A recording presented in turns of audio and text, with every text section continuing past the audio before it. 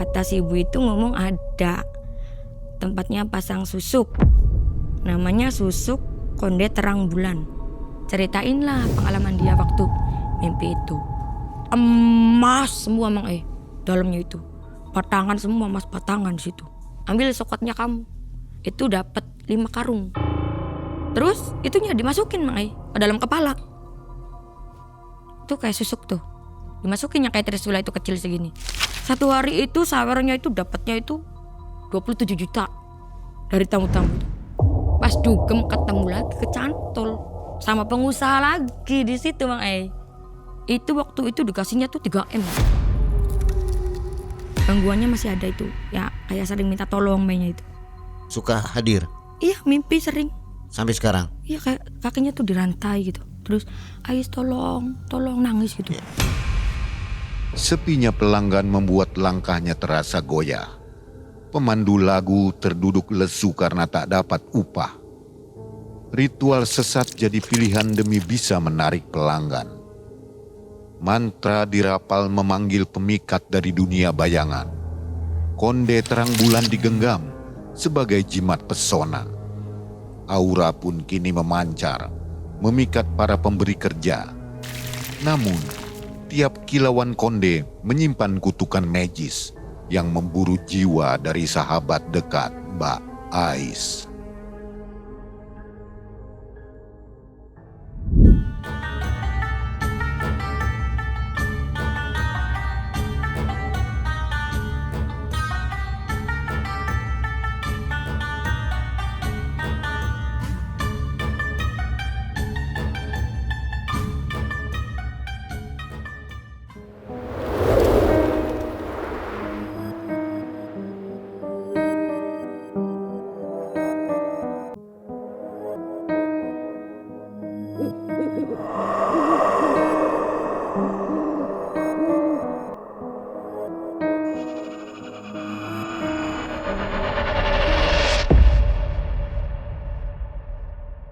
Assalamualaikum warahmatullahi wabarakatuh. Waalaikumsalam warahmatullahi wabarakatuh. Apa kabar sobat semua? Di bulan Ramadan ini semoga semua berpuasa dan puasanya diterima oleh Allah Subhanahu wa taala. Sobat, sudah ada Mbak Ais di studio kita yang akan melanjutkan kisahnya. Yang belum nonton kisah sebelumnya, yang ini nih videonya. Pokoknya itulah keren ceritanya ya. Apa kabar Mbak Ais? Alhamdulillah Mang Ai gimana? Sehat Kru-krunya juga. Gak tahu nih kru-krunya sehat gak? Coba kita cek dulu nih. Dompetnya kali yang gak sehat. Iya nih, jangan-jangan nih ya, belum dapat THR jadi iya. biasa lemes ya. Mudah-mudahan sehat semua ya. Amin. Dan puasanya gimana Mbak Ais? Alhamdulillah lancar. Lancar ya? Mang Ai juga gimana? Mudah-mudahan sampai di ujung nanti ya. Amin. Dan sobat, kisah ini di tahun 2020 ya, yang mana kisah sebelumnya itu Mbak Ais sampai terperosok di jurang ya, iya. Pakai mobil Mas Dito itu. Nah ini setelah itu dilanjutkan ke kisah berikutnya, masih tentang Elsie ya. Iya. Susuk juga. Iya mau masuk ke ritual ini. Ini lebih menyeramkan kisahnya. Banget nih. Bangetnya lebih seram dari yang pertama ya. Iya. Dari part 1 ya. Dan ada dokumentasinya. Iya. Nanti ada. sobat semua bisa nonton. Mbak Ais, apa kegiatan sekarang? Kegiatannya jadi sales sekarang, sales baju. Waduh, pas nih ya buat lebaran ya. Apa baju anak, baju? Enggak, sales ini kan tiap tahun sekali kan ada kayak unjungan gitu, unjungan yang kayak pendopo gitu diajatin tiap tahun satu tahun sekali itu kita ada dapat. Jadi saya tuh yang jadi sales bajunya gitu. Oke, mudah-mudahan meledak ya. Amin. Laku keras. Dan sobat, nanti setelah di ujung cerita ada Ustadz Muhammad Siddiq yang akan memberikan tausiah di Banaspati. Bahas narasumber dengan sepenggal tausiah. Oke, malam mencekam. Semakin malam semakin mencekam. Ini dia Mbak Ais.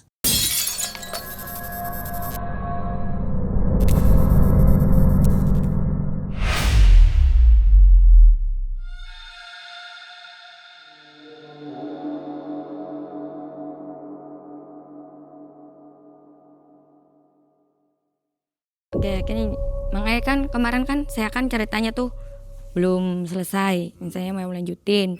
Kemarin kan si mobilnya kita kan mau terposot ke jurang. Tapi kan nggak jadi karena ada pohon. Nah di situ si mobilnya kan nggak bisa keluar. Terus si Mas Ditonya tuh telepon lah minta bantuan ke temennya. Sama supir travel juga yang ada di Jakarta. Kebetulan supirnya itu ada di wilayah situ juga, di Jatim juga, yang berada di Kediri. Jadi itu kan dekat. Kita sebut aja Mas Rudi, temennya si Mas Dito itu. Selang 4 jam itu kita nunggu di situ tuh datang. Terus kita itu naik semua ke mobilnya si Mas Rudi. Posisi saya kan di situ kan Mei kan janda. Janda itu jadi si Mas Dito itu pura-pura menjadi suaminya saya biar nggak ada konflik. Soalnya kan di sana kan peraturannya nggak boleh itu, kan bawa cowok gitu. Jadi si Mei, saya sama si Mas Dito pulanglah ke Jakarta. Mau nginep ke rumahnya si Mei yang berada di Karawang. Udah di perjalanan, saya, Mei sama si Mas Dito sama Mas Rudi ini berhenti di rest area yang ada di Cikampek. Nah kita itu mau makan istirahat lah. Saya sama si Mei itu udah masuk ke dalam di rest area itu mau pesan makanan. Terus si Mas Rudinya cari tape itu buat tololeh. Terus si Mas Ditonya itu ke WC. Nah di situ tiba-tiba ada seorang kakek-kakek. Nah kita sebut aja, saya samarkan juga itu namanya kakek Haji. Ini kakek beneran apa kakek goib nih?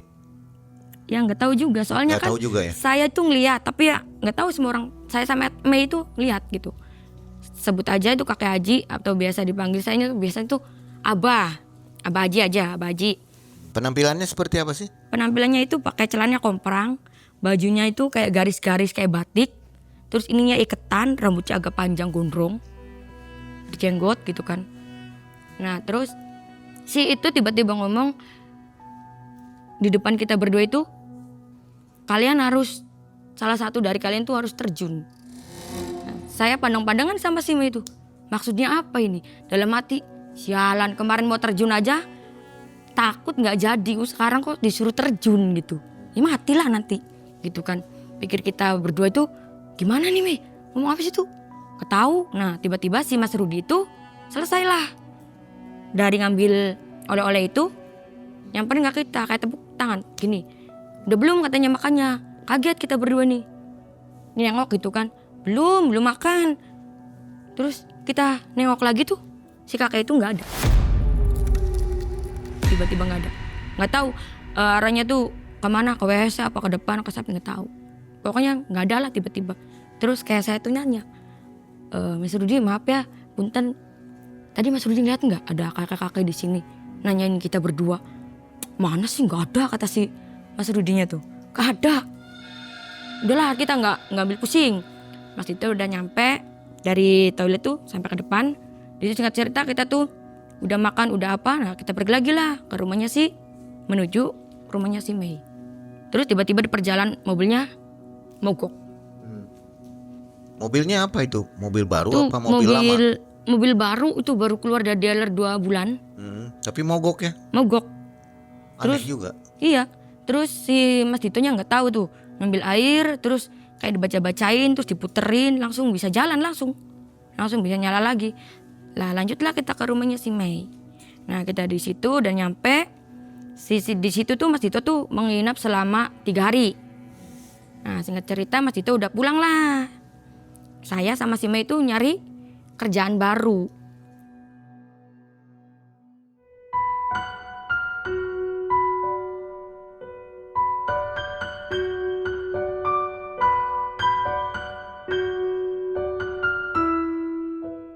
Nah ini kerjaan baru ini yang berada di Jawa Tengah. Nah itu dapatnya dari sosmed juga Mang Dilihat-lihat kan si Mei kan nyari informasi, terus nyari informasi itu dapatlah di situ. Calling-callingan kayak travelnya tuh jemput ke kita berdua ini. Nah dari Jawa Tengah itu jemput ke kita berdua ke Karawang mobilnya tuh. Nah singkat cerita beres. Tuh si Mas Ditonya itu sama si Mei itu udah jadi tinggalin. nggak ada kabar, diblokir lah. Padahal itu kan udah nolongin ya kan, udah ditolongin sama si Mas Dito. Si Mei-nya tuh ninggalin si Mas Dito, ngilangin jejak. Udahlah kita tuh menuju ke ini yang bernama kafenya itu, samarkan aja lah, kafe A lah gitu. Terus udah nyampe di situ tuh diterangin sama si maminya. Udah diterangin sama si maminya itu di situ tuh jadi tuh 60 jam sekali itu gajian. Enggak per minggu, enggak harian, enggak. Jadi 60 jam sekali gajian 60 tuh. jam berarti kurang lebih berapa hari biasanya? Ya nggak tahu itu kan. Nggak tentu ya? Iya, soalnya kan nggak pasti itu kan. Nah, kita berdua itu ditaruh tempat tidurnya tuh mesnya ada di atas. Nah, di atasnya itu mes tempat kita tidur semua, para kayak kita kerja LC lah kasarnya. Di situ tuh ada orang 12. Nah, singkat cerita, kita berdua itu masuklah kerja Mang Ai.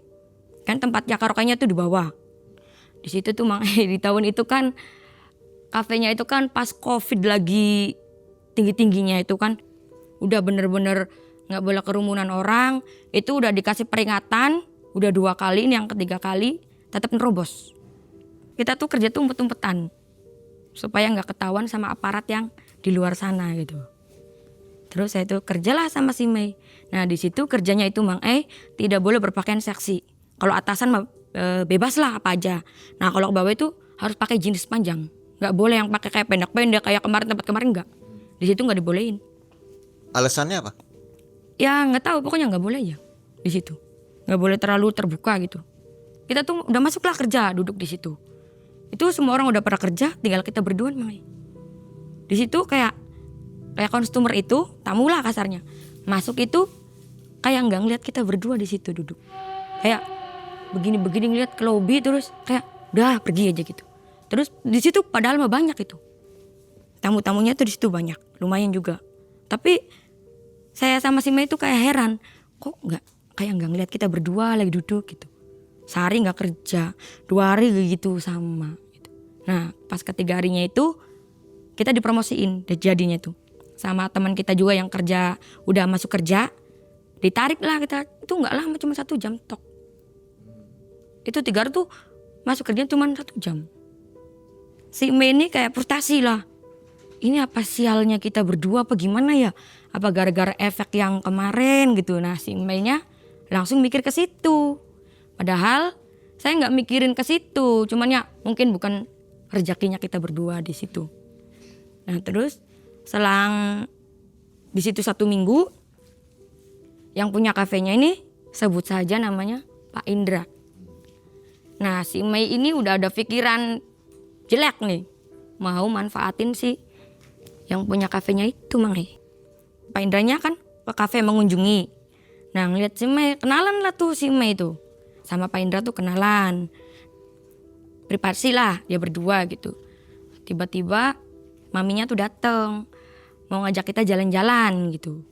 Jalan-jalan, kebetulan si Pak Indra ini mempunyai wisata yang ada di terbesar itu. Nah di situ baru pertama launching. Nah kita semua itu berangkatlah ke situ dibawa. Nah si Mei tiba-tiba nih kayak di tempat lokasi itu kayak intinya nyari yang tempat yang nyaman mungkin ya. Terus adalah tuh di dalam kan Mang E banyak kantin-kantin tuh kan. Itu kan di tempat di situ area kan nggak ada di luar yang jualan tuh. Masuk ke dalam semua yang jualan. Ada seorang ibu-ibu di situ jualan Mang E. Mei lebih milih duduk di situ Mang E. Nah saya juga ngikut lah sama si Mei. Terus si Mei itu kayak ngeliat ke belakang begini. Apa Mei ngeliat apa? Itu katanya ada ibu-ibu. Nah si Mei ini ada mau nanya Mang E ke si ibu itu. Terus gak tahu itu Mang E ngomong apaan. Cuman kedengarannya permisi bu gitu doang. Si Mei-nya tuh gak tahu. Nah terus dia balik lagi duduk lagi. Saya nanya sama si Mei. Mei ngomong apaan sih sama si ibu itu? Udahlah nanti aja katanya kalau udah nyampe mes aja nanti saya ceritain gitu kata si Mei. Ya udahlah kita tuh udah beres-beres. Nah si Mei ini dipanggil oleh Pak Indra itu. Terus si Pak Indranya itu tiba-tiba minta nomor WhatsApp-nya si Mei. Nah tercantum lah WhatsApp-nya itu tuker-tukeran WhatsApp. Terus kayak komunikasi apa. Itu kan privasi mereka berdua. Dia tuh kayak Mei tuh tertutup lah kalau masalah itu tuh tertutup.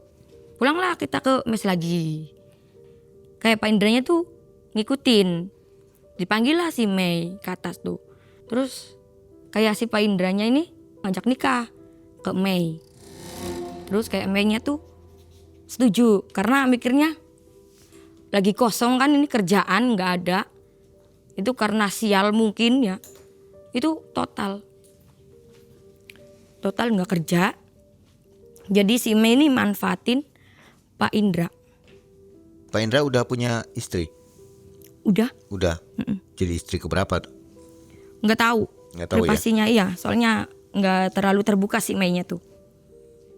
Nah singkat cerita kayak si Mei-nya itu saya tagih lah janjinya yang ada di kolam renang kemarin. Mei, kamu ngomong-ngomong apaan kemarin? Nah si Mei ini cerita Mang bahwa si Mei ini nanya ke ibu itu tempat mistis. Kata si ibu itu ngomong ada tempatnya pasang susuk. Namanya susuk Konde Terang Bulan. Itu nama susuknya, itu ada di lokasinya di Wonosobo. Kayak martabak ya, terang bulan ya.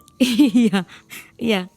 Nah terus si Mei-nya nyeritain kayak gitu tuh saya kaget Mang. Kamu ngapain sih kayak gitu? Resikonya itu. Udahlah, saya mau gak ikut-ikutan Mei. Kayak saya itu kan gak ada niatan untuk ikutan si Mei gitu. Tiba-tiba di kampung itu anak saya telepon. Anak saya tuh namanya Rina, cuman dipanggilnya tuh Nina. Telepon gitu ke saya. Ma gitu, kayak sedih ya. Terus kayak ngomong, Mama Nina pengen beli sepeda gitu sama beli tas gitu, buku. Kan waktu itu kan saya kan nggak kerja sama sekali Mang selama 1 minggu di situ, nggak kerja. Kayak kakak saya juga ini udah duitnya udah nggak ada gitu Mang udah nggak ada. Terus saya pikirannya udahlah terjun aja ikut gitu. Terus ngomong sama si Mei ngomong kayak gitu, Mei-nya juga sedih. Terus kita tuh kayak nangis berdua gitu. Kata si Mei-nya, kamu itu tak anggap kayak keluarga sendiri. Mau saya terjun, mau saya nanti kita selalu berdua gitu kan. Sepakatlah di situ Bang terus selang kita udah 2 minggu di situ kita nggak kerja lagi tuh karena penggerbekan Bang Diraja semua itu dibawa ke tempatnya Satpol PP itu. Jadi bukan di polisi. Waktu digerebek itu sempet di foto nggak? Sempet video viral malah masuk ke YouTube. Masuk YouTube ya? Iya, ada beritanya? Ada Boleh di situ. kita tayangkan di MM? Boleh, nggak apa-apa. Nggak apa-apa ya? Iya, Aman gitu ya? aman. Otomatis kita kan tutup kafe nih selama 1 minggu. Nah, saya sama ini keluar. Dikosin lah sama Pak Indra ini. Jadi biaya hidup itu ditanggung sama Pak Indra. Saya itu kan selalu ikut. Karena saya kan dibawa sama Mei juga. Terus kita berdua itu misah. Jadi 2 kontrakan. 2 kosan itu saya ditanggung sama Pak Indra itu.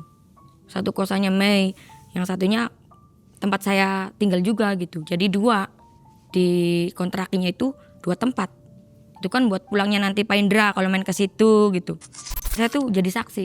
Si Mei sama si Pak Indra itu nikah. Nikah siri. Udah sah. Terus kayak si Mei-nya mau ngelanjutin yang tadi tuh Mang udah diomongin kan, mau pasang susuk, mau ritual gitu. Jadi Pak Indra nggak tahu ya? Nggak tahu. Si Mei itu pesan Grab berdua sama saya kan, naik Grab gitu. Terus ke sana itu Mang di lokasinya itu di Wonosobo, tapi sebelum itu ada jalan curam. Nah di situ tempatnya Mang itu nggak bisa dilewatin sama motor, cuman kita merangkak gitu biar nggak jatuh ke bawah gitu. Di situ jalannya tuh curam banget, batu-batu banget di situ banyak. Jadi nggak ada tanah di situ tuh. Itu kita merangkak itu selama 4 jam jalan di situ tuh. Sampai di pertengahan jalan itu saya tuh nangis capek banget di situ. Udah mau nyerah, cuman kata si Mei-nya nguatin. Udah kamu nggak kasihan sama anak kamu. Sama si Mei-nya tuh ngomong. Saya kepikiran ke situ lagi. Udahlah, iyalah. Jadi tuh saya tuh udah nangis tuh, masih lanjut tuh ke atas. Nah di situ ketemulah sama orang yang nyari kayu, Mangai. Kita nanya itu, terus si bapak-bapak tersebut itu ngiyain gitu, tahu tempatnya. Ada gubugan itu kecil, gubuk cuman sekotak doang. Kita tahu tempatnya, ada kelihatan dari tempat kita berdiri sama si Mei itu. Terus kita ke situ, ketuk-ketuk lah si Mei, nggak keluar. Nah pas yang ketiga kali itu dibuka, tau nggak Mang Ai? Ini nggak disangka-sangka banget.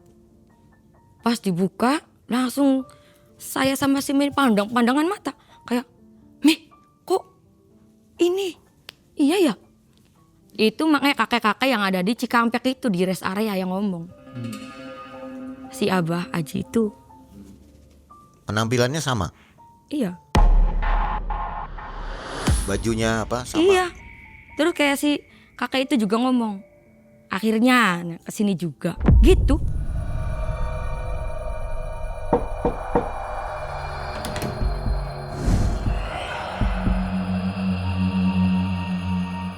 Terus disuruh masuk lah kita, disuruh masuk.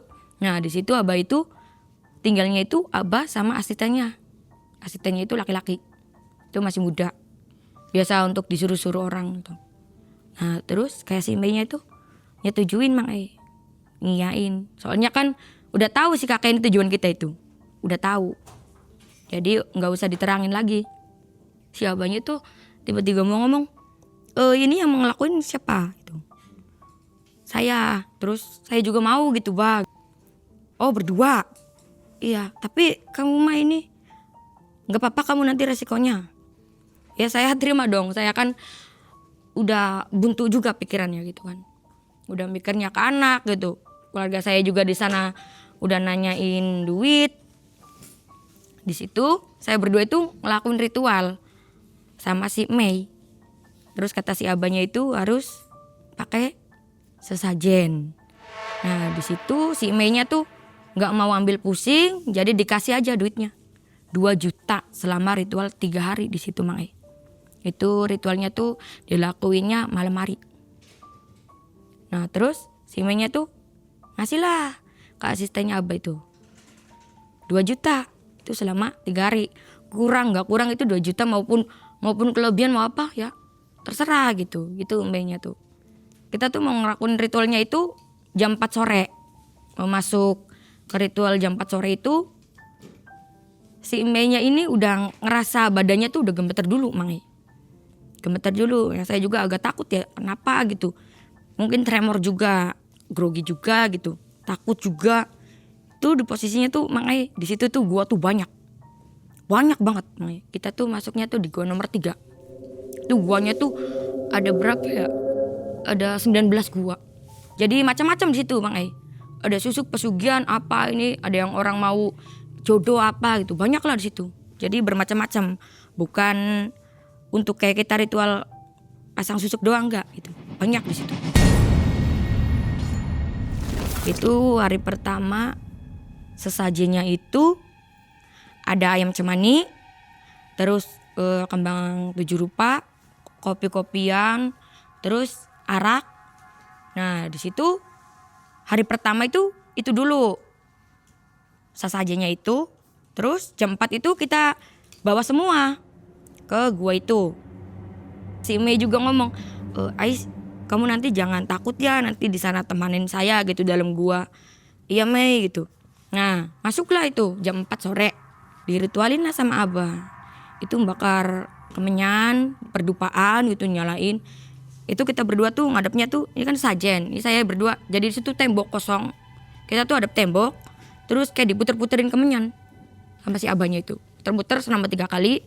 Udah kita keluar lagi. Keluar itu kata si abahnya, nanti kalian berdua itu tidur di dalam gua. Nanti masuknya habis maghrib. Nah, habis itu nanti jangan, kalau ada kejanggalan apa jangan takut. Oh iya Bah gitu. Mengerti kan? Iya Bah ngerti gitu. Nah di situ Mae tepatnya itu ada kayak tempat tidurnya ada 2, sebelah sini sama sini. Itu kan saya di sini, si Mae di sini. Nah di situ tuh batu batu itu. Batu. Jadi kayak tempat tidur tapi itu batu.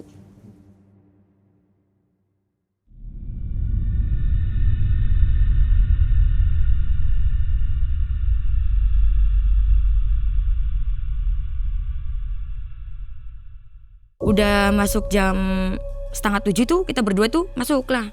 Udah ngomongin sama si Abah kalau ada sesuatu jangan lari. Nah kita berdua itu ngerti. Tuh hari pertama itu saya si Mei itu kan gak dibolehin ngobrol. Walaupun ada apa-apa pun gak boleh gitu sama sekali. Jadi walaupun kita ada yang aneh-aneh apapun gak boleh. Sedikit pun ngomong gak boleh. Nah di situ hari pertama itu Mang nggak ada apa-apa tuh Mang kosong lah. Cuman ya anginnya biasa angin gitu, anginnya dingin. Nah kita berdua itu udah pagi tuh bawa sajanya itu ke bawah sama rumahnya si Abah. Udah pulang, Bah assalamualaikum. Oh udah, iya. Terus tanyain sama si Abahnya gimana? Nggak ada Bang, nggak ada apa-apa. Oh ya udah nanti mungkin nanti malam. Nah di situ sama Mang dibeli lagi lah tuh sajanya, beda lagi Mang Di situ sajanya itu bunga 11 rupa. Bunga 11 rupa hari kedua itu. Terus kayak minum-minuman lah, arak juga ada. Nah, terus sama darah cemani. Nah, di situ udah kayak kita jam 4 itu masuk lagi Mang Biasa perdupaan dinyalain sama si abahnya itu. Puter lah biasa, puterin ke kita berdua. Nah, terus pas itu tuh abahnya keluar. Nah, kita berdua juga ikut keluar. Nah di situ kan kita nanti masuknya kan habis maghrib. Nah kita itu berdua tuh tidurlah di situ. Tuh agak 3 jaman ya di situ. 3 jaman tuh ada kayak gamelan Mang Kayak gamelan. Tapi kan di situ kan jauh dari pemukiman Mang Itu kan di puncak gitu ya. Kok ada gamelan gitu. Cuman dalam hati doang. Terus kita tuh plerok ke si Mei. Mei-nya juga pandang-pandangan mata itu kayak tahu lah gitu. Si Mei-nya tuh tahu. Nggak ngomong gitu Mang soalnya kan diwanti-wanti sama si Abah nggak boleh ngomong. Terus di situ kayak ada orang jalan gitu tapi pakai tongkat tok tok tok tok di situ tuh. Terus selang itu udahlah kedengeran azan subuh. Udah adzan subuh tuh kita berdua tuh udah ngomong Mang karena kan udah abahnya tuh kan kalau udah masuk ke azan nggak apa-apa ngomong juga gitu. Kita bawa lah sajinya itu udah pagi. Pulanglah kita ke Abah lagi. Terus kita tuh ditanyain sama Abah tuh gimana. Ya kita ceritain ya semalam tuh dengar suara gamelan gitu. Sama orang jalan kaki tapi pakai tongkat. Ya mungkin salah satu kata si Abah itu. Salah satu dari kalian aja gitu. Enggak semua. Dia ngomongnya kayak gitu. Udahlah. Hari ketiga lagi tuh sajinya beda lagi. Di situ sajinya itu arak, bunga kantil itu aja ada 11 biji. Yang satu dipegang saya, satunya dipegang si Mei, yang sisanya itu buat sajen. Nah di situ tuh ada telur satu warna hitam nggak tahu itu telur apaan. Kita berdua tuh kayak biasa diputerin lagi pak perdupaan. Nama si Abah itu muter-muter udah 3 kali. Keluarlah kita bertiga. Domongin lagi sama si Abah. Ini hari final katanya. Cuman salah satu dari kalian gitu. Takut ya ini hari ketiga gitu kan. Takut ada apa-apa. Udahlah katanya, nekat aja. Udahlah kita tuh masuk habis maghrib tuh. Terus Mang tiba-tiba tuh baru tiduran. Di situ tuh kayak ada orang tinggi besar Mang Itu bayangannya tuh tembus keluar gua. Bayangannya tuh. Pas bulan terang tuh Mang di situ tuh. Di situ nggak ada hujan, nggak ada apa di situ selama 3 hari itu nggak ada kendala lah. Di situ tiba-tiba tuh Mang malam itu ada orang geram gitu kayak gitu tuh. Saya sama si Mei udah begini Mang pandang-pandang tapi nggak ngomong Mang pandang-pandangan udah begini gitu. Itu Mang kayak suara debuk. Saya tuh lari Mang dari dalam. Kalau si Mei tetap tiduran nggak tahu itu. Perasaan saya itu bawa si Mei lari. Pas dibeginiin, pas udah keluar gua, sampai gemeter. Ayo Mai. Itu Mang yang di tangan itu bukan Mai tapi ranting pohon yang ada di luar gua di situ tuh. Pas tengok, buset, ini mah bukan orang gitu. Si Meinya mana? Itu Mang udah nggak pikir panjang, lari ke rumahnya si Abah. Abah. Terus si Abah itu kaget. Ngapain kamu kesini? Bah, takut gitu, ada orang gede gitu, takut dimakan. Terus si Abahnya tuh ketawa. Anterin lah Bah ke sana lagi, mau lanjut? Iya gitu. Si Abahnya ngomong, Abah mah nggak bisa nganterin, jadi diantar sama si asistennya Abah. Dianterin lah depan gua. Pas masuk Meinya masih tidur. Tadi yang dibawa-bawa saya itu siapa gitu, aneh gitu. Padahal mah udah dibawa keluar gitu, udah digandeng gitu. Mei. Pas di luar itu ranting pohon yang digercep, ya nggak bakalan bisa kecabut lah, orang gede itu rantingnya itu. Nah terus di situ tuh saya tuh tiduran lagi Mang. Selang 3 jaman di situ saya tuh mimpi Mang. Didatengin sama orang tua, rambutnya tuh putih bertudungan, pakai tongkatnya itu panjang kayak cekung gitu, di atasnya tuh cekung, terus kayak gitu jalan tuh bertati-tati gitu, bajunya kebaya, terus India juga sarung apa sih kayak batik gitu.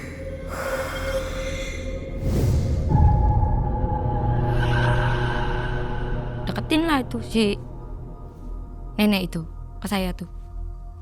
Kamu mau enak katanya hidupnya. Saya iya aja gitu Mang. Iya gitu.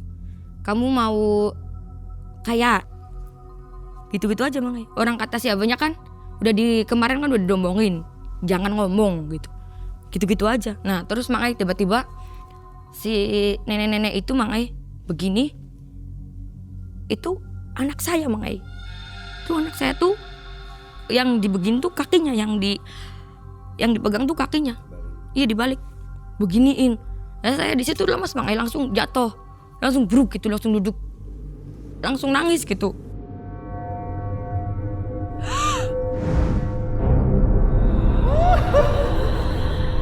Kata si neneknya tuh ngomong, "Kamu masuk. Di situ ada gerbang, Mang." Disuruh masuk. Tapi itu saya kedengeran tuh anak saya tuh ngomong tuh, "Mama sakit." gitu. Ada suara anak saya tuh, "Mama sakit." Itu berapa kali? 7 kali Mang ngomongnya, "Mama sakit." gitu. "Mama tolong Nina. Sakit, Nina sakit." gitu. "Mama, Nina sakit." Ya terus nggak jadi Mang. Nggak jadi. Pas udah di depan kayak ada suara kakek saya juga, "Pulang. Lagi apa kamu di sini?" Itu kan posisi kakek saya kan udah meninggal. Pulang. Ya lemes gitu di situ. Udah nggak jadi masuk itu Mang. Belum masuk. Pas saya buka mata itu udah ada di rumahnya si Abah, udah pagi Mang. Seperti pingsan gitu. Ya kan tadinya tidur dalam gua, kenapa tiba-tiba bisa ada di dalamnya si rumahnya Abah gitu. Nggak tahu itu. Orang tiduran kan, mustahil kan jalan kaki ke rumah itu. Itu kan mimpi Mang. Dalam mimpi saya itu saya tidur di dalam gua itu mimpinya gitu.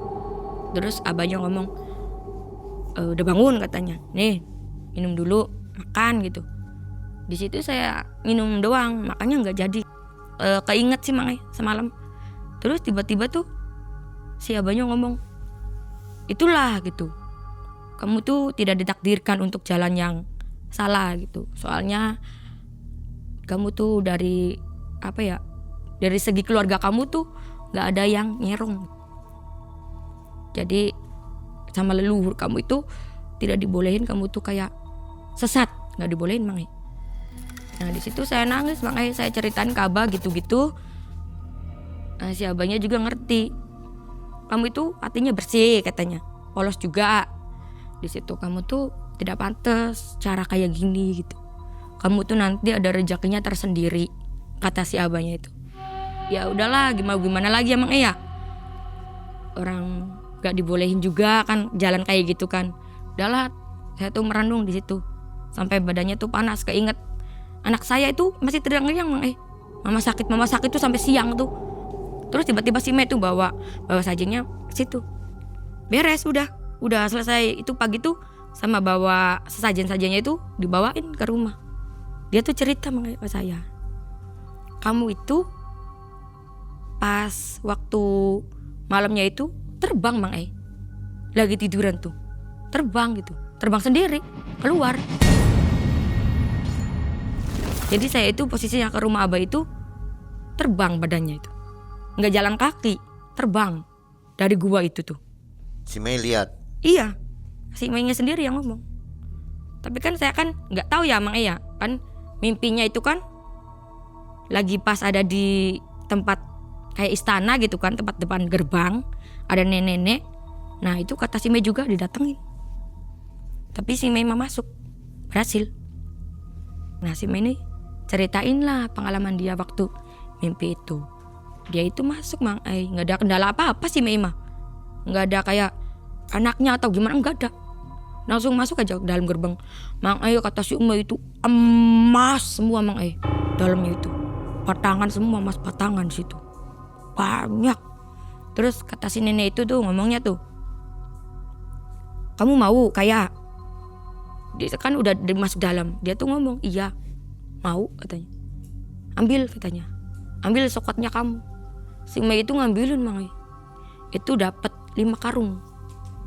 Terakhir dikasih itu mungkin yang namanya susuk kali ya Mang. Itu segini, besarnya segini, itu kayak trisula bentuknya. Kayak trisula. Itu dapat Mang di Mei ada di tangannya. Diliatin, itu asli ada. Kecil itu. Diliatin ke Abah, oh, kamu berhasil. Nanti kamu siap-siap mandi, mau dimandiin Mang Itu dimandinya pakai kembang 7 rupa. Nah sambil dimasukin susuknya itu Mang Sebelum itu diterangin lah sama si Abah, kamu ini ambil resiko yang bukan main-main gitu. Setiap kayak kita ngelakuin apa itu resiko tuh pasti ada gitu. Kata si Abahnya. Kayak si Mei-nya tuh nganggukin, iya Bah, ya siap. Kamu bakalan enak, hidupnya tuh sukses, tapi pantangannya kamu inget-inget jangan sampai lalai. Di situ Mang pantangannya kan ada kan sebulan sekali itu kayak bulannya yang terang banget, yang bulat gitu, terang gitu. Nah di situ nggak boleh bersetubuh ataupun melakukan aktivitas. Di situ nggak boleh, dilarang sama siapa. Buat kerja, ya kan niatnya kan untuk kerja lagi Mang untuk kerja jadi itu lagi kan biar jadi primadona gitulah. Kayak itu mungkin ngerti ya. Terus itunya dimasukin Mang ke dalam kepala. Itu kayak susuk tuh. Dimasukin yang kayak trisula itu kecil segini. Dimasukin. Itu diginiin tuh berdiri Mang si itu tuh. Dibikin sama Abah itu nggak tahu cambi-cambi apa. Itu berdiri terus dipindahin ke kepalanya si Mei itu masuk sendiri Mang langsung masuk ke dalam. Masuk gitu. Si Mei itu jerit di situ tuh. Wah gitu. Saya kaget. Mei kenapa? Sakit kejauh kepalanya. Itu langsung jatuh. Lagi duduk dimandiin, abis dimandiin tuh langsung kayak jatuh Mang si Mei-nya tuh. Bro. Nah sakit kali. Nah terus dibangunin udah siap lah. Si Mei kan mimpinya kan dapat emas tuh ngambilin tuh 5 karung. Kalau si kayak trisulanya itu susuknya itu ada asli dibawa pulang. Tapi kalau emas-emas gitu nggak ada. Mungkin itu rezeki kali. Rezekinya si Mei nanti untuk ke depan mungkin. Simbol ya. Iya. Nah terus kita udah selesai itu pulang ke kontrakan kita yang dikasih sama Pak Indra ini. Nah si Mei ini kelihatan jelek lagi Mang Nah, sekarang itu kan Pak Indra kan nolongin, ngasih uang jajan apa ke kita berdua tuh, ngasih tempat tinggal, ditinggalin lagi Mang sama si Mei. Kita berdua tuh mau pergi ke Salatiga. Ih kamu kok nggak ngomong dulu ke suami kamu? Udah lah nggak usah lah. Si Mei-nya itu jeleknya Mei itu gitu.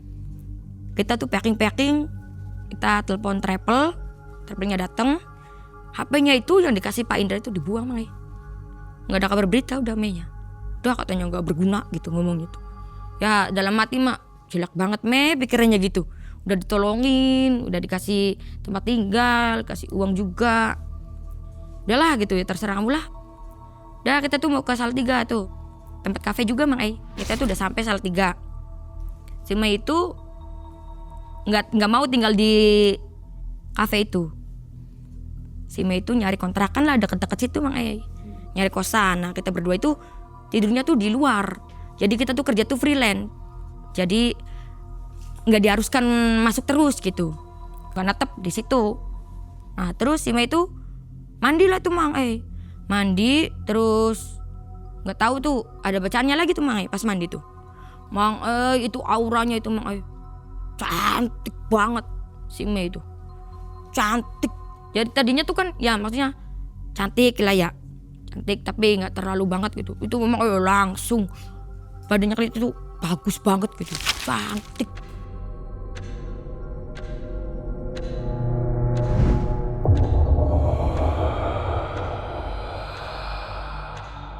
Dia berdua itu mau kerja tuh masuk di situ, masuk 1 hari di situ. Itu Mang disingkirin semua teman-temannya si Mei. Yang di situ yang udah ngajak si Mei itu disingkirin Mang nggak laku sama si Mei itu. Primadona itu di situ. Mei baru sehari baru masuk di Salatiga itu. Langsung melejit banget. Mbak Ais juga kerja di situ sama? Iya ikut-ikutan. Cuman kalau saya kan jauh lah. Kalau saya kan ikut-ikutan karena si Mei-nya juga nanggung hidup saya gitu. Jadi saya ngikutin aja kemana dia pergi gitu. Nemenin lah. Yang penting saya kan dikasih duit gitu sama si Mei. Saya kan nggak seberapa laku juga ya. Jadi saya tuh cuman bantuin Mei kayak Mei-nya mabok, kayak nyimpen perkakasnya si Mei juga. Nah terus di situ tuh Mang 1 hari itu sawernya itu dapatnya itu 27 juta dari tamu-tamu itu. Itu selama kerja 7 jam. Itu saya melongo Mang ngambilin duit-duitnya ini Mang beresin itu. Sampai gemeter Mang banyak banget gitu ya. Itu sawer ketika penyanyi atau Iya. Kan itu kan selama 7 jam. Ada yang bohong itu 7 jam Mang Itu sawerannya 27 juta. Kenal si Pariki ini yang punya yang ada di Salatiga Mang Nah terus kayak si Pariki ini kecantol Mang sama si Mei sehari itu Mang Langsung tuh si Parikinya itu datengin, kamu udah nggak usah kerja lagi gitu. Nah si Mei ini kaget, loh kan saya kan kerja gitu, ngapain saya nggak kerja gitu, saya kan butuh duit gitu, kamu maunya berapa biar saya yang hidupin kamu. Itu Parikinya Mang baru sehari itu ketemu langsung ngomongnya gitu. Itu banyak 20 LC di situ kalah sama si Mei sehari itu. Pada iri Mang Si Parik ini pengennya tuh lanjut itu dalam artinya itu pengen mempunyai si Mei. Nah si Mei juga mau Mang mau tuh. Itu kan bener-bener apa ya, tajir banget kan ya, siapa yang nggak mau, ganteng juga lah, ibaratnya putih orang pejabat ya kayak gitu ya. Nah terus kayak si Mei-nya itu minta nikah 1 nggak mau, maunya nikah siri si Mei itu.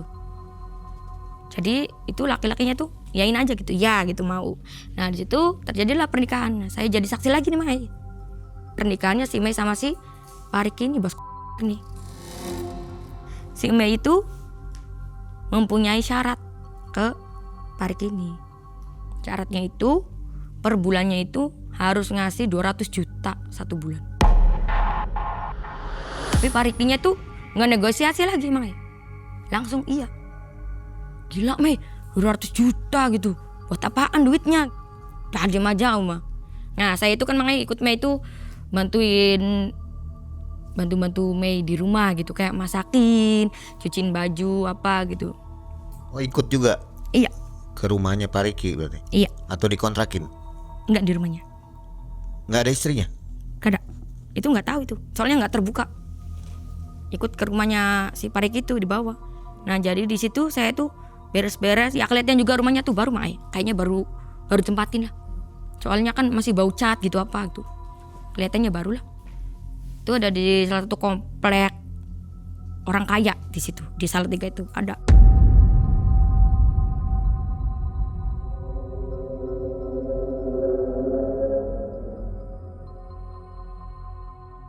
Tim ini kayak ratu Mang udah nggak kerja, duit banyak.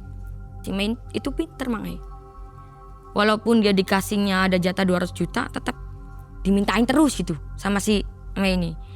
Dimintain terus, dia tuh ngumpulin tuh buat beli rumah lagi Mang. Pinter si Mei itu, investasinya tuh kayak gitu. Belilah rumah lah seharga 1M lebih 200 juta gitu, 1M 200 juta. Nah di situ Mei itu belilah transaksi, kurang-kurangnya itu dibayarin sama Pak Riki itu. Pak Riki itu nggak pernah nolak kalau Mei minta, nggak pernah yang namanya nanti ini, enggak, langsung di situ, langsung transaksi, udah beli rumah. 3 harinya itu Mei minta beli mobil, mobil Pajero. Di waktu tahun itu tuh kan Pajero tuh kan melejit, beli langsung cash ke showroom, langsung dibawa itu mobil. Selang 1 minggu itu minta beli mobil lagi sih, mobil Avanza. Itu mobil Avanza tuh saya mikir buat apa coba beli mobil lagi, beli mobil itu gila banget. Orang-orang mah pada ada pot bunga apa ya buat pajangan. Itu mobil Avanza masukin ke rumah, dijebol tuh, dijebol depan rumah tuh, dimasukin mobil buat pajangan. Gila emang ya. Terus habis itu tuh si Imenya itu selang itu kan udah 2 minggu tuh sama si Parik itu udah beli rumah, mobilnya 2, beli mobil lagi itu selama 1 bulan itu mobilnya tuh beli 3 di showroom tuh.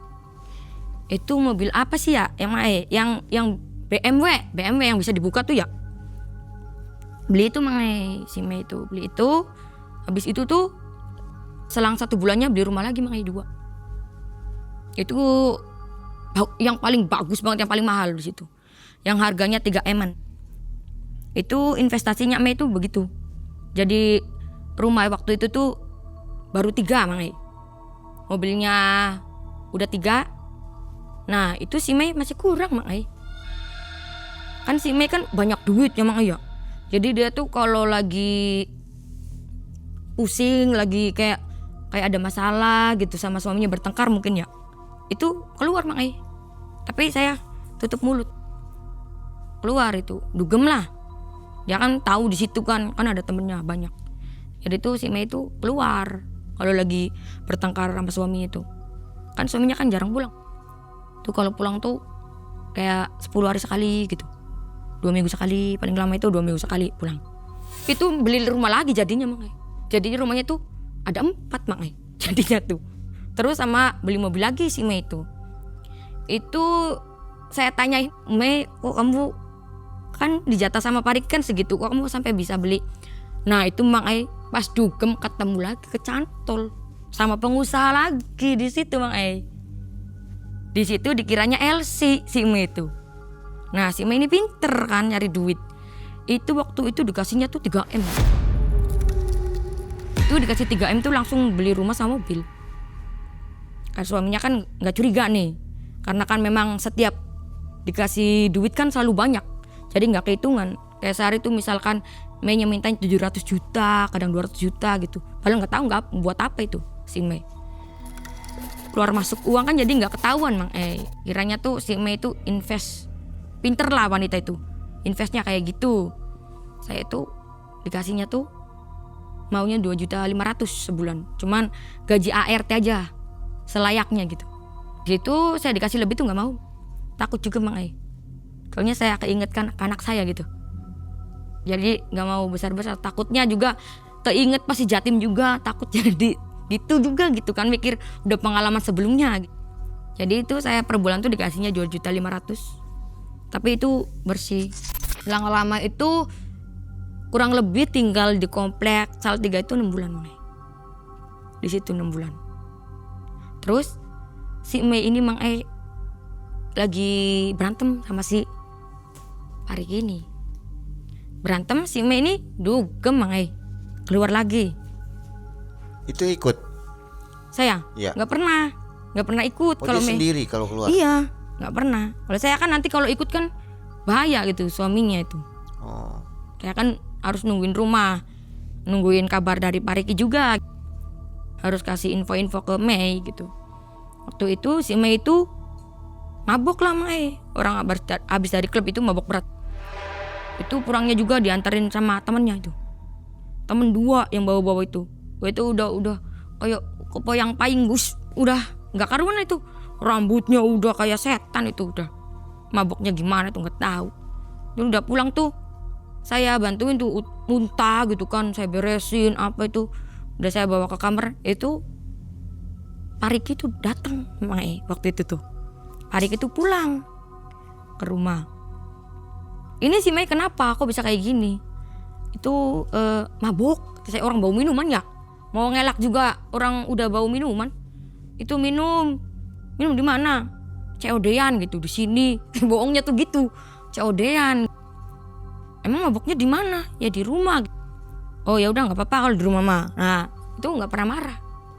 Pas itu tuh saya nggak tahu tuh Mang Ai. Kan ada suaminya saya tinggal. Pas pagi-pagi itu Mang Ai, si Ume itu udah keramas kayak gini. Pagi tuh saya tuh begini aja, kayak inget sesuatu Mang Ai. Itu kan si Ume kan kebiasaannya kalau pagi tuh jarang keramas itu. Dia tuh sering ke salon Mang Ai. Kalau nyuci rambut tuh nggak pernah di rumah. Itu keramas pagi-pagi Mang Ai. Saya toyor kepalanya Mang. Goblok, kok kamu keramas? Iya ngapa sih? Kamu habis? Iya goblok, kan semalam kan bulannya tuh terang Mang Ai. Waktu itu tuh gobloknya si Mei itu lalai, gak keinget itu pantangannya Mang Ai. Selang itu tuh 4 jam ya, gemeter badannya tuh kayak begini. Jadi dia setuju dengan suaminya Iya, di bulan purnama itu. iya. Padahal di situ kan udah tahu kan pantangannya, nggak dibolehin. Nah pas itu tuh kayak si Mei itu tremor sampai gemeter begini. Langsung brak, udah Mang Ai, nggak bangun-bangun.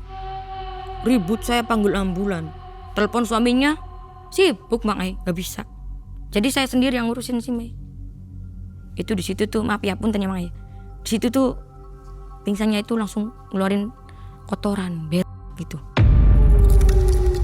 Kayak kotorannya itu Mang Ai kayak bau banget, kayak apa sih ya, kayak batang gitu. Kayak bau batang apa gitu. Itu terpaksa lah Mang Ai. Karena saya kan juga yang ngitungin si Mei, ngurusin, dijatah juga sama si Mei, terpaksa itu saya yang ngurusin. Suaminya tiba-tiba itu udah nggak direspon, saya telepon nggak direspon itu. Biasanya kalau saya telepon, Pak ini si Mei-nya lagi keluar, langsung ya maksudnya biasa telepon saya tuh langsung direspon. Itu enggak ditelepon sampai berkali-kali enggak. Nah saya telepon temennya Mei, nah si teman Mei-nya tuh telepon ambulan Mei, jemput pakai ambulan gitu. Itu kan perumahan kan Mae orang elit ya, jadi sepi lah Mae di situ. Ada orang. Nah terus saya bawa lah si Mae. Itu kan kotorannya kan pada jijik ya orangnya ya. Ya saya beresin dulu lah itu. Saya bersihin dulu terus baru dibawa. Itu juga nggak pada kuat Mae itu. Tiba-tiba badannya itu segitu cantiknya wanginya ya, maksudnya si Mae kan minyak wanginya kan gak sembarang Mae. Itu tiba-tiba kalah Mae. Bau banget. Bau bus tiba-tiba bawa ke rumah sakit 3 hari tuh nggak ada pergerakan gitu si Ima itu, nggak ada Mang Ai. Tiba-tiba gitu suaminya telepon juga nggak mau nemuin, sibuk tiba-tiba kayak gitu Mang Ai. Bus banget sampai dokter aja itu mau masuk juga enggak gitu karena bau itu. Jadi tuh kayak orang kena corona itu dipisah gitu si Ima itu. Di rumah sakitnya tuh dipisah, nggak ada orang, paling atas tuh. Masih hidup ya? Masih hidup, cuman nggak bangun-bangun selama 3 hari tuh. Nah keempat harinya itu udahlah saya pikir ya udah bawa pulang aja lah. Bawa pulang Mang Ai si Mei ini. Jadi ketahuan penyakitnya apa itu? Nggak ada. Itu bau bus, nggak tahu tuh kenapa itu. Itu tuh selama 3 hari itu total semua itu, kalau si Mei kan semuanya terbuka ya. Dari aset-asetnya dia tuh saya megang Mang Ai. ATM apa itu saya tahu Mang Ai. Jadi tuh pas waktu itu tuh ambilnya saya tuh yang paling berkelas tuh, ruangan berkelas tuh, VIP lah. Itu 3 hari itu habis 37 juta itu. Padahal nggak ada apa-apain Mang Ai, habis segitu. Selang 4 harinya kan dibawa pulang ke rumah. Tiba-tiba Mang Ai badannya si Mei itu panas kayak dibakar itu. Panas dipegang juga awalnya tuh. Karena kalau deket api kan kayak panas ya. Panas banget Mang Ai, megang juga nggak bisa. Tiba-tiba kulitnya merah Mang Ai. Segitu cantik putih mulusnya tuh merah. Dari sini nih keluar ininya tulang, langsung keluar Mang Ai dari sini tulangnya tuh. Tapi anehnya itu ini doang Mang Ai, jari ini doang, yang tengah-tengah doang keluar tulangnya. Cuma dari ini doang keluar. Nah langsung itu Mang Ai melepuh merah, melepuh kayak dibakar gitu Mang Ai. Terus selang 5 jaman ya udah dikasih obat-obat itu, salep-salep dioles-olesin ke badannya si Mei. Itu Mang Ai langsung Mang Ai bunyi petok petok petok petok. Mang Ai itu kulitnya itu merinding. Kulitnya itu Mang Ai kayak ngelupas gitu Mang Ai. Di situ ada siapa aja? Saya doang Mang Ai. Gak ada siapa-siapa di situ. Wong temannya aja enggan ngeliat. Orang bau Mang Ai, cuman saya sendiri kan, saya kan kasihan ya sama si Mei juga. Masih bau ya itu? Padahal nggak buang Tapi, air. Ya itu kan saya yang Tetap itu. bau. Iya. Tetap. Saya terpaksa kan ya. Nggak ada lagi keluarganya, mau telepon keluarganya juga gimana? HP-nya kan dulunya dibuang Mang Ai sama si Mei yang dapat dari Pak Indra itu. Dibuang. Jadi nggak tahu lah keluarganya di mana itu. Jadi selama 4 hari itu keluarganya nggak tahu Mang Ai. Sakit kayak gitu tuh. Tuh langsung keinget omongan Abah. Pak ini ya, tuh Mei gitu. Resiko belum lama kan. Nggak bertahun-tahun, nggak apa, belum lama banget itu. Sekitar berapa lama itu? Itu masuk 7 bulan lah. Baru 7 bulan ya? Iya udah kayak gitu tuh. Itu berarti kan nggak main-main Mang Ai. Bener-bener itu ya. Saya kan pikirnya cuman mainan lah apa ya gitu. Nggak masuk logika ke gitulah. Tiba-tiba ya gitu. Mainnya tuh. Saya mau ke Abah lagi juga nggak mungkin Mang Ai. Ya keinget pas manjat-manjatnya itu naiknya itu Mang Ai. Nggak sanggup saya tuh. Saya walaupun ditolong sama Ame juga kalau suruh ke lagi nggak mau. Di situ Mang Ai ada ustadz di situ. Ada pondokan deket Mang Ai. Saya itu nyari tolong ke situ. Pas di gerbangnya itu, "Bang ngapain?" katanya, pakai baju kayak gitu mau masuk ke sini. Saya lupa Mang Ai. Itu saya koloran aja Mang Ai. Pakai tank top. Saking paniknya itu Mang Ai. Itu saya lupa Mang Ai. Ke pondokan itu orangnya pada pakai cadar kerudung. Itu saya pakai kolor. Pakai tank topan. Kayak orang gila Mang Ai. Karena saya kan apa ya? Panik gitu kan ya. Mau cari tolong kemana gitu. Saya sendiri kan enggak mampu Mang Ai. Di kepondokan lah saya. Terus langsung si ustadznya itu Mang Ai pas datang itu saya tuh diterima dengan baik. Walaupun saya pakai yang kayak gitu tuh, diterima dengan baik. Dipersilakan duduk ceritain, tapi udah tahu itu Mang Ai. Si ustadznya itu udah tahu duluan Mang Ai. Langsung ngomong, udah jangan, nggak usah diomongin. Sekarang mau gimana gitu? Ya mau saya beresin lah gimana gitu. Tapi kamu ikhlas ya. Kamu tuh harus kehilangan teman kamu. Nah di situ Mang Ai saya langsung kayak gemeter kayak begini aja sambil nangis. Itu bayanginnya tuh udah kalau keinget tuh kayak makan aja nggak mau. Itu kan saya kan udah kayak saudara aja gitu. Jadi saya kan mau ngitung kayak Jiji juga nggak jadi Mang Ai. Nggak jadi Jiji gitu. Soalnya kan keinget saya yang nolong tuh si Mei. Kalau nggak damai ya nggak mungkin lah saya sampai di detik ini gitu. Jadi saya yang ngurusin itu. Terus ngomong si ustadznya tuh, ya udah nanti saya sama anak-anak pondok di sini nanti ke sana gitu, tawasulan. Kata si ustadznya tuh itu ada keluarganya nggak ada gitu, nggak tahu. Terus kayak suaminya ada nggak gitu, punya suami nggak? Oh punya. Pas telepon nggak angkat Mang Ai. Itu suaminya nggak mau nemuin. Yang tadinya itu nggak mau lepas itu dia tuh sekarang pas waktu kayak si Mei-nya jatuh kayak gitu tuh nggak mau deketin. Iya kayak jijik apa gimana ya tahu. Terus suaminya juga kayak masrahin gitu ke saya. Ya udahlah saya terima gitulah. Terus si ustadznya juga ngerti. Ya udahlah karena caranya kan salah Mang Ai. Si ustadznya itu saya bawa. Udahlah itu. Terus pas dilihat Mang Ai, si ustadznya itu gemeter. Belum masuk dalam itu udah gemeter Mang Ai. Si ustadznya udah begini.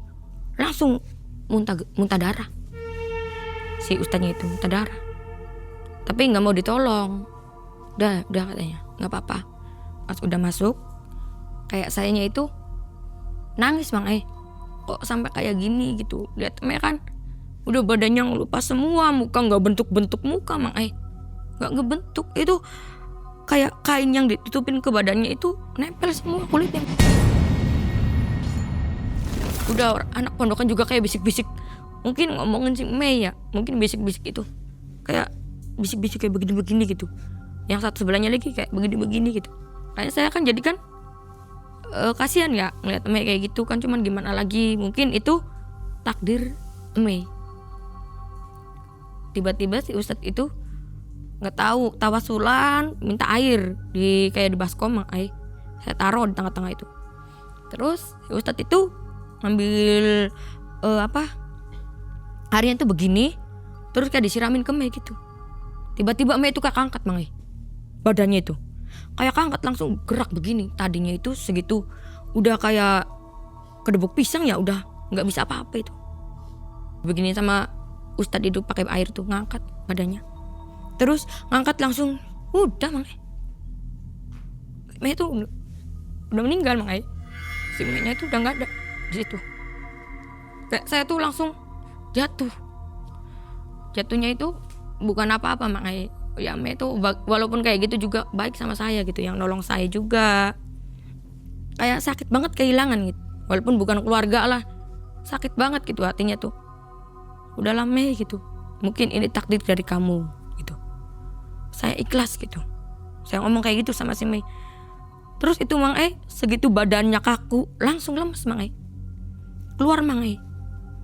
Yang itu susuknya itu, yang kayak trisula itu. Segini tuh sama Ustadz itu berdiri di itunya Pak Ustadz. Berdiri diginiin. Terus kayak ditiup itu hilang Mang. Sama si Ustadz itu.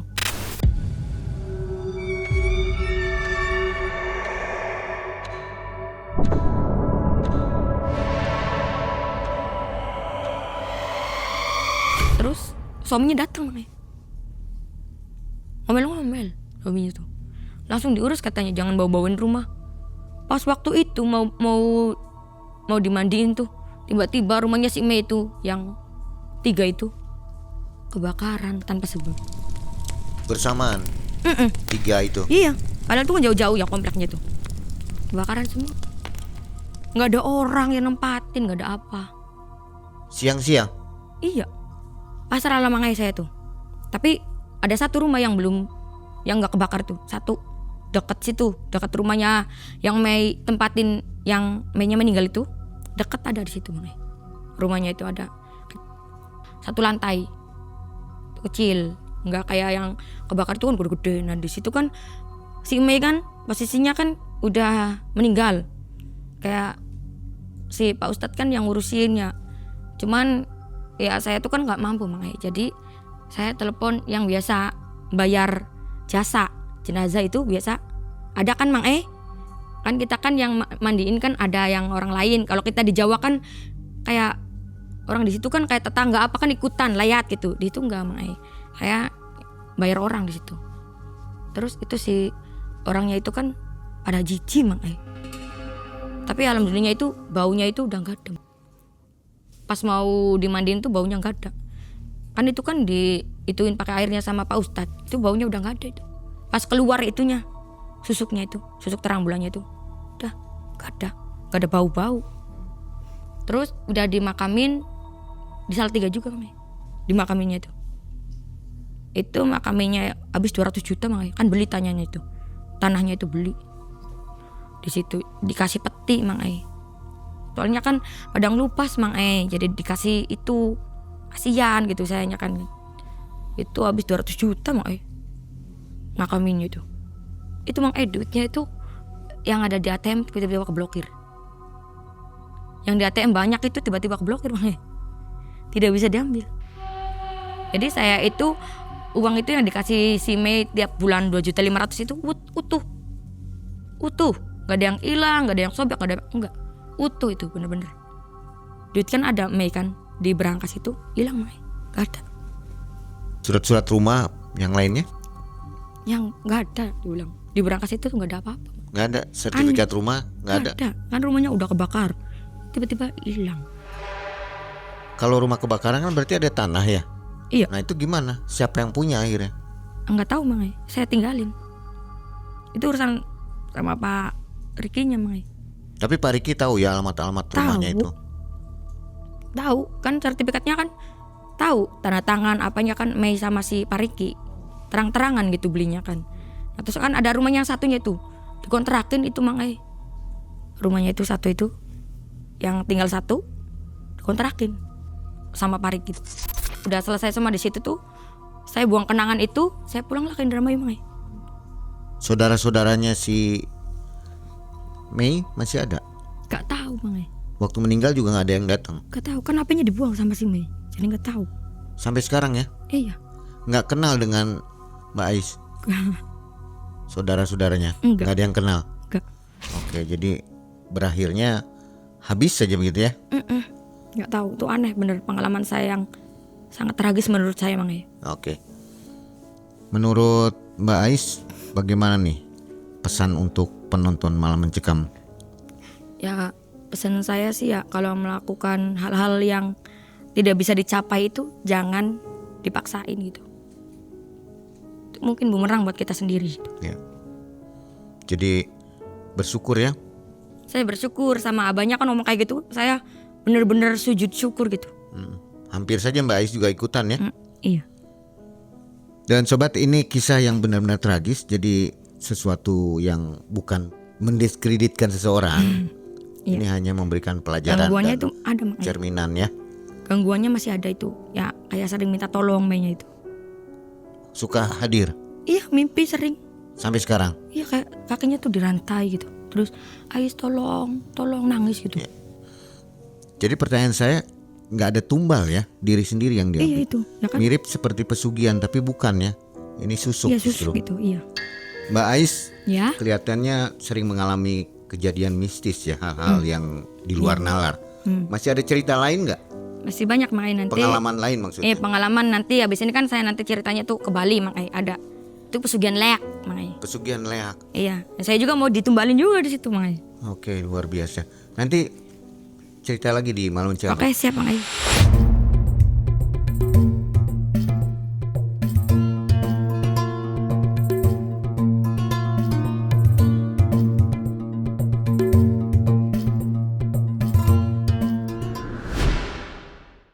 Bismillahirrahmanirrahim. Assalamualaikum warahmatullahi wabarakatuh. Alhamdulillahilladzi hadana li hada wa ma kunna lihtadiya laula an hadanallah. Asyhadu an la ilaha illallah wa asyhadu anna Muhammadar abduhu wa rasuluhu alladzi la nabiyya ba'da. Allahumma sholli ala Muhammad wa ali Muhammad kama shallaita ala Ibrahim wa ali Ibrahim fil alamin innaka Hamidum Majid. Sobat Malam Mencekam yang sama-sama mengharap ridho Allah, marilah kita sama-sama telaah dan telusuri di bulan Ramadan ini surat Al-Baqarah ayat 86 yang artinya kurang lebih, dan mereka membeli kehidupan dunia dan kehidupan akhirat, makanya mereka akan kena azab dan tidak akan ditolong. Itu suatu ayat yang memberitahu kepada kita. Asbabun nuzulnya adalah cerita kisah tentang seorang Yahudi di mana kehidupan Yahudi, dia begitu mencintai kehidupan dunia dibandingkan kehidupan akhirat. Dalam ayat lain orang Yahudi mengatakan mereka ingin diberi umur 1000 tahun lagi saking cintanya kepada dunia. Tentu saja hal ini tidak untuk dituruti oleh kita, karena ada hadis Rasul yang mengatakan man tasabaha biqaumin fahuwa minhum. Barang siapa yang niru-niru suatu kaum, termasuk kaum itu. Naudzubillahi min dalik. Kaum Yahudi adalah kaum yang dilaknat oleh Allah Subhanahu wa taala. Sobat Malam Mencekam yang sama-sama mengharap ridho Allah, kita harus mementingkan akhirat daripada dunia. Rasulullah lagi-lagi memberikan gambaran kepada kita berapa kecilnya dunia dibandingkan akhirat. Beliau menggambarkan seumpama dunia adalah seorang yang mencelupkan jarinya ke tengah lautan, kemudian dia angkat jari itu, air yang nempel di ujung jari itu, itulah dunia. Makanya yuk mari sama-sama kita pentingkan akhirat. Orang yang cerdas adalah orang yang mempersiapkan diri untuk kebutuhan akhirat. Setelah kita menyimak kisah yang dituturkan oleh Ais berkenaan dengan temannya Mei, setelah temannya Mei yang memberikan susuk untuk mendapatkan kekayaan yang melimpah, dan kita tahu kesudahan dari kisah tersebut, Mei menjadi orang yang menderita sakit-sakit dan akhirnya meninggal. Satu kisah yang cukup tragis. Mudah-mudahan kisah ini menjadi ibroh atau pelajaran bagi kita semua. Di segmen Banaspati ini, yuk sama-sama introspeksi agar supaya kita terhindar dari hubud dunia wa karahiyatul maut. Saya Ustadz Muhammad Siddiq dari Korp Mubalik Asy-Syahwah mengucapkan selamat menjalankan ibadah puasa. Assalamualaikum warahmatullahi wabarakatuh.